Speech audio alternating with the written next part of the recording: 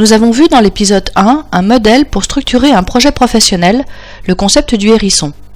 Nous allons voir dans l'épisode 2 les principaux outils que nous mettons en œuvre autour de ce modèle.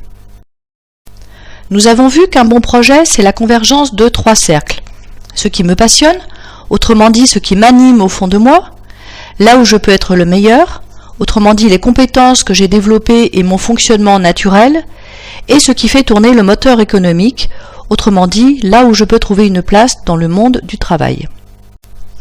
D'une manière générale et pour l'ensemble des 3 cercles, le premier outil que nous mettons en œuvre est tout simplement le questionnement. Il peut être écrit ou oral. Lorsque le questionnement est écrit, on qualifie volontiers son support d'outil, signifiant ainsi qu'il a été structuré et qu'il peut être réutilisé. Lorsque le questionnement est oral, c'est le coach lui-même qui devient l'outil de son propre questionnement. Regardons maintenant les autres outils que nous mettons en œuvre pour enrichir plus spécifiquement chacun des 3 cercles.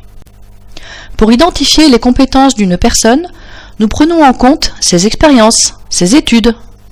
Pour identifier le fonctionnement naturel d'une personne, nous faisons appel à l'analyse CGP.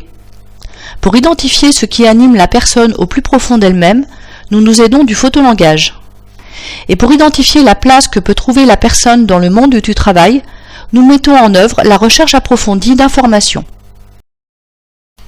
L'analyse CGP a été créée dans les années 80 par des chercheurs de l'Institut de la vocation. L'outil est composé d'un modèle, d'un test et d'une pratique. Le modèle CGP s'appuie sur une matrice visuelle sur laquelle peuvent être positionnés des postes de travail et, d'une manière plus générale, des grands types de métiers et des secteurs d'activité.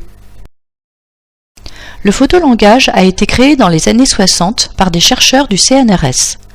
Il permet de libérer la parole et ainsi faire émerger les aspirations profondes dont l'individu peut ne pas ou ne plus avoir conscience. La recherche approfondie d'informations s'effectue en s'approchant au plus près possible des professionnels. Derrière le mot professionnel, nous parlons autant de personnes qui exercent un métier que d'étudiants en formation. L'idéal est de les rencontrer directement sur leur lieu d'activité, par une démarche réseau.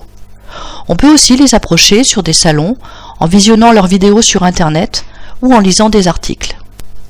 L'intersection des concepts « ce qui m'anime au fond de moi » et ma façon de fonctionner, dans le cas d'un projet professionnel, représente ce que l'on nomme la personnalité professionnelle, c'est-à-dire cette partie de ma personnalité qui s'exprime lorsque je me trouve dans une situation de travail.